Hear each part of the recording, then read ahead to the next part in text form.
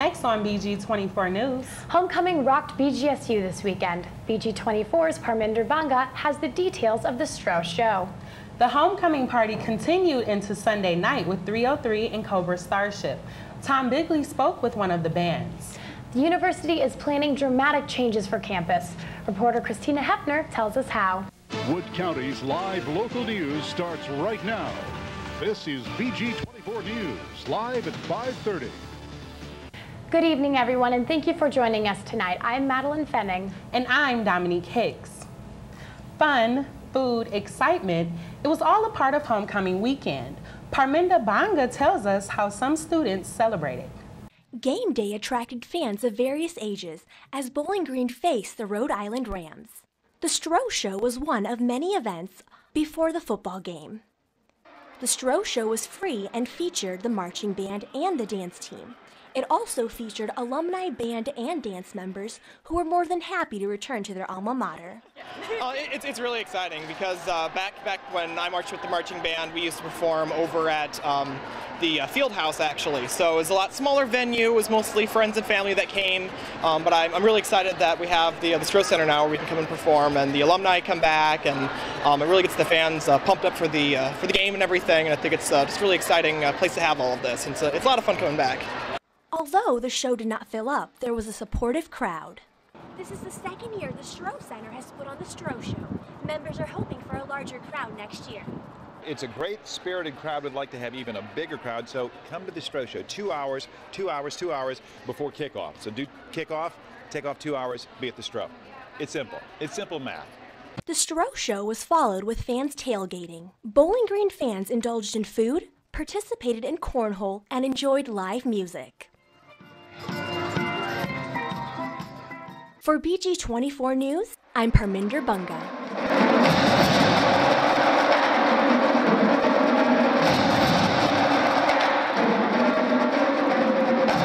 And it was definitely a great weekend. The BGSU Falcons won 48-8 for homecoming weekend. The 2012 presidential debate is tomorrow night. The debate is at Denver, Colorado, starting at 9 o'clock. President Barack Obama and Governor Mitt Romney are scheduled to speak about foreign policy, the state of the economy, and health care. The debate comes just 5 weeks before election night. The Gallup poll reports that President Obama is ahead by 4% over Governor Mitt Romney. Democrats and Republicans alike are saying get out and vote. Voters in Ohio can officially cast their ballots for the 2012 election. Early voting began today, and voters in Wood County can vote at the Wood County Board of Elections. The booths open at 8 a.m. and close at 5 p.m. If you are not yet registered to vote, you may do so at the Wood County Board of Elections. The deadline is October 9th. Voters in Toledo camped out and waited for the polls to open this morning. Last night kicked off the statewide initiative, Sleep Out the Vote. They encouraged Ohioans to come out and vote early. Toledo's initiative was held at the Summit Street YMCA. People rallied for their favorites and got some sleep as well. 303 and Cobra Starship closed homecoming with a huge performance. Reporter Tom Bigley was at the show and had a chance to speak with one of the bands. The BG spirit continued as students started to claim their spots in line early before the show. Homecoming week has been a huge success so far for students here at BGSU, and now it's finally time for the wrap-up with the big homecoming concert with 303 and Cobra Starship. As you can see behind me, they're setting up for the concert in a matter of hours. This Strauss Center is going to be packed with students. Before the fans started to fill the seats and the bands went out to perform, they had a meet and greet backstage and had time to sign a few autographs. Members of Cobra Starship even touched on their anticipation for playing for the college audience. I think that the university crowds in general are really high energy. I think that you can almost be any band and come to and do these shows, and I think they're just excited to have live music. I'll tell you what, though, you can definitely tell the difference between the universities, because some are like really crazy party. I don't know. Sometimes they're like nuts, and those are the ones that usually have like the most cops. And then they're like, you go inside and you can just tell everybody's like ripping. The University Activities Organization hosted the event and started selling tickets during the first month of school. Freddie and Frida Falcon even joined in the crowd as the audience got on their feet for the high energy music. This even made some in attendance even bigger fans if they weren't familiar with the groups. It was pretty wild. I didn't think it was going to be that great. They were pretty energetic. I wasn't a huge fan, but I'm definitely swayed right now. They were very, very good. And swayed they were as 303 took the stage first, playing hits like Don't Trust Me, My First Kiss, and their newest single, You're Gonna Love This, from their new album, Omens, in stores October 30th. They were followed by Cobra Starship with songs like Good Girls Go Bad and You Make Me Feel. Overall, students feel like this was a great closing event for homecoming weekend. For BG24 News, I'm Tom Bigley. Thanks, Tom. And now weathercaster Aisha Mitchell is here to give us a preview of Black Swamp weather. Thanks, Madeline. No rain expected for fall break, but keep your boots and scarves handy while you're away. All this and more coming up with your Black Swamp weather forecast. Coming up next on BG24 News. The Islamic Center of Greater Toledo caught fire this weekend. Was foul play to blame? More plans were revealed for BGSU's campus remodel. Reporter Christina Hepner has all the details. Plus, a look at BG24 Sports. We'll be right back. And welcome back to BG24 News. Tonight, Perrysburg police are searching for an arsonist. They say Sunday's fire at the Islamic Center of Greater Toledo was intentional. Police say that this man may be responsible for the fire. The man was spotted on the facility's surveillance camera on Sunday. Smoke was reported Sunday afternoon. Initial reports say the fire started in the second floor prayer room. BGSU faculty members staged a silent protest this weekend. The purpose of the protest was to urge the board to see the faculty's views on collective bargaining contract. Some faculty members would like to see better benefits within this new contract. Many faculty members believe that a key to high retention rate in students is a high retention rate in educators. There is still no word on whether the terms to collective bargaining contract have been completed. The university is making new changes to Old Campus. Reporter Christina Hepner tells us some buildings will be renovated, while others will be demolished completely. The university held a master plan forum to educate students and staff about what will be changing on campus. One of the changes of the Master Forum is Fraternity and Sorority Row. Their plan is to demolish all of the houses and build a whole new set of units. The location is yet to be determined. Not all of the old buildings on campus are being torn down. They're renovating Mosley, University, Hannah, and South Hall. The architectural exteriors, which are very distinctive and very much representative of academic buildings in the early 1900s, will certainly be preserved. Inside some of those buildings, where we have some of the older staircases and other similar types of architectural elements, we will work to preserve those as well. The renovations also will bring changes to enhance students' learning through interactive classrooms. The information that was given at the Master Plan Forum will be on BGSU's website in the next couple of months. Reporting for BG24 News, I'm Christina Hepner. The master plan was approved by the university on June 25, 2010. And the undergraduate student government met with President Mazie last night. It was all about the future of the university. Mazie said her main goal is to increase the retention rate. She also wants to help students with academic advising. Mazie plans to increase advising hours and offer online advising. And with all the changes on campus, we wanted to know what BGSU students think of the university plans. Really exciting. I'm really excited about everything that's going on. I do miss my cafeteria, to be honest, but that's about it. I think it's really exciting. I think our campus is going in a good direction. Honestly, I think that I would like to incorporate more like international students here. You only get so many in your class. Like I have this girl, she's from England in one of my classes, and she is a sweetheart. And like she just helps like everyone, not only from like from where she is, like she brings her intelligence here, and that just helps everybody. So I feel like we should incorporate more the international learning, and definitely online for like anybody who wants to commute or like has families and they want to further their education. So I think we should definitely broaden everything. We should go for that 25,000. I had a problem with the parking lots because I commute and it's kind of a struggle for me to find parking spots. So they spend a lot of money renovating all these places, which is fine. I'm not personally affected by it. I'm affected by the parking lots. The Toledo-based group One Matters was on BGSU's campus today. Group members say they want to provide food, housing, and medical care to the homeless. One Matters is an organization for the city of Toledo. Every year they put on an event called Tent City, and Tent City raises awareness for the homeless population in the area. And it's a weekend-long event where they provide lots of services for homeless and underprivileged individuals. So they provide things like eye care, dental care, prostate exams. They provide medications. They provide haircuts, showers, a warm place to sleep for the night. They provide entertainment. They provide state identifications, because being homeless, it's hard to get out of being homeless, because without an identification, you can't get a job, you can't get a house, can't get an apartment. It's just hard to do anything. And without any of those things, it's hard to make money to get an identification. So one of the things they do is provide identifications for people. So they provide hundreds of thousands of dollars for free to anybody that comes down there. Check out Tent City on our Facebook page. In other news, the Wood County Justice Center was on lockdown on Friday. A door was found unlatched. It was an access to an attic above the housing unit. After further investigation, deputies found no inmates missing. The Sheriff's Department did not file charges, but an attempted escape is a felony.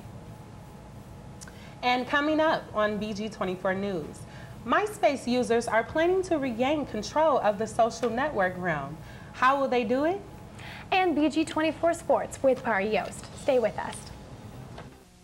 Now, Wood County's live local forecast with BG24 Black Swamp weather. Good evening, everyone. I am Aisha Mitchell, and welcome to your Black Swamp weather forecast. The current conditions are in the high 60s, a few rain showers here and there. Sunrise was at 7:30 this morning, and low winds heading east. For tonight, the temperatures will drop to the high 50s. Still some rain showers, low winds still heading east, and sunset will be at 7:14 tonight. And for tomorrow, the high will be 67 degrees, mostly cloudy skies, sunrise at about 7:30 a.m., and high winds heading southwest at about 14 miles per hour. And for tomorrow night, the temperature will drop to 53 degrees, still some rain showers, some low winds heading southwest, but very high humidity. And as we look at our maps, there was not a lot of precipitation here, some here and there, but it's very cloudy around the state of Ohio in areas of Toledo, Perrysburg, Bowling Green, and Findlay. We skip right over Ashland with not a lot of clouds, but over here in the Cleveland area and down by New Philadelphia. And for tonight, you see the areas that will receive some precipitation, areas of Toledo, Perrysburg, right next to Bowling Green, right underneath Findlay, skip over Ashland again. And finally, our 5-day forecast, we will have some rain tonight, and for tomorrow, for Thursday, we'll be in the high 80s. And we will have partly cloudy skies for the next couple of days, kicking off our fall break with some high degrees in the 70s, but not a lot of rain for the next couple of days, so some pretty cool temperatures for fall break. Well, that's really good. At least I get to wear my boots. And unfortunately, iPhone users are experiencing another problem. Many iPhone users say the Wi-Fi function is not working. The lack of Wi-Fi is causing a skyrocket in mobile data usage. Reports say that this problem is only affecting customers on the Verizon network. Apple has not publicly commented on the issue. The company released a software update earlier this week. The sizzling sound of bacon may be heard less and less in the next year. Reports from Britain's National Pig Association says that a bacon shortage is now unavoidable. Within a year, the supply of bacon and other pig products will become limited. The limitation is said to be caused by a shrinking number of farmed pigs across the globe. Prices are projected to increase for these pig products. The once popular social network website, MySpace, is trying to make a comeback.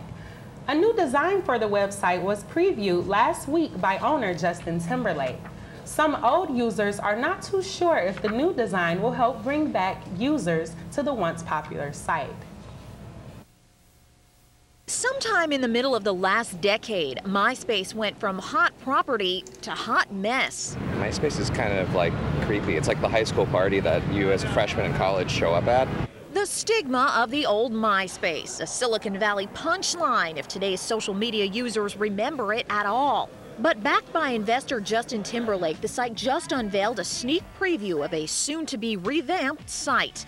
Music sharing and artists appear to be featured prominently, and Gizmodo's Sam Biddle says the clean, sleek optics are a positive step. I think one of the reasons people detested the old MySpace so much was that it was a cluttered mess. It looked horrible. It represented everything bad about the way internet used to look. And this looks about as good as anything you'll find today. At its peak, MySpace had about 100 million users. Facebook today is closing in on 1 billion. A giant even other giants like Google have found it tough to challenge. But the goal of the new MySpace may not be to be another Facebook. Finding a niche like Pinterest has done with images may be the key. Pinterest has offered something that Facebook hasn't even attempted yet, and that's why it's blown up so much. With Timberlake, MySpace certainly has another dose of name recognition behind it. I guess after all these the new ways that everyone's using to communicate now, it might work, it might not. And of course, we want to hear from you. Vote on our Facebook poll if you will ever switch to MySpace. And now Perry Yost joins us with our first look at BG24 Sports. Perry? Thanks, Dominique. BG Volleyball has yet another player earn MAC recognition. Find out who. That and more coming up next. It's un-Falcon believable coverage that you won't get anywhere else. This is BG24 Sports. Welcome to BG24 Sports. I'm Perry Yost. Just this week, junior volleyball libero Ashley Dunn was named MAC East Defensive Player of the Week. She is the third Falcon volleyball player to earn MAC honors this season. Dunn helped the Falcons to a pair of conference road wins by averaging nearly 7 digs a set. The Falcons improved to 4-0 in MAC play and will host Miami this week at the Stroh Center. Football also earned itself some recognition this week. Boo Boo Gates was named National Punt Returner of the Week after his 80-yard punt return in the beginning of last Saturday's game. Speaking of last Saturday, the Falcon football team hosted Rhode Island for homecoming. The Falcons defeated Rhode Island 48-8. Anton Samuel led the Falcons with 127 yards rushing on just 17 carries. Quarterback Matt Schiltz was 20 of 27 for 281 yards and 2 touchdowns. The Falcons will travel to Akron this Saturday. The Falcons women's soccer team lost to Western Michigan over the weekend, 1-0. The team is struggling with a 1-10 record on the year. Also playing this weekend was the men's soccer team. The team traveled to Hartwick and lost 2-0. Both teams will be in action this weekend, so head out and support your Falcons. That's all for BG24 Sports. I'm Perry Yost, and we'll be right back. Happy October and happy pumpkin season. The pumpkin season has been very kind to a grower in Massachusetts. Grower Ron Wallace is officially the world record holder for the largest pumpkin. It weighed in at 2,009 pounds. It beat the previous record by more than 150 pounds. And now Aisha Mitchell joins us for our last look at the Black Swamp weather forecast. Thank you, Dominique. For tomorrow, we will have some rain showers at night, but we start off our fall break in the high 70s. Some beautiful weather, but we drop back down to the 50s and 60s for the rest of the weekend. So you might need your rain boots starting off the fall break, but maybe a jacket and some scarves for the rest of the weekend. So. Well, that's definitely great because I love boots and scarves. You know, I don't even mind if it's raining as long as I'm on fall break. We can have a blizzard for all I care. Oh, I just realized we're like the BG24 view up here, you know? Yes, we're running things with our boots and our scarves on. Girl power. Absolutely. And that's it for BG24 News. For Madeline Faining, Aisha Mitchell, and Perry Yost, I'm Dominique Hicks. Be sure to join us tomorrow for BG24 Sports. Check out our website and have a great night, everyone.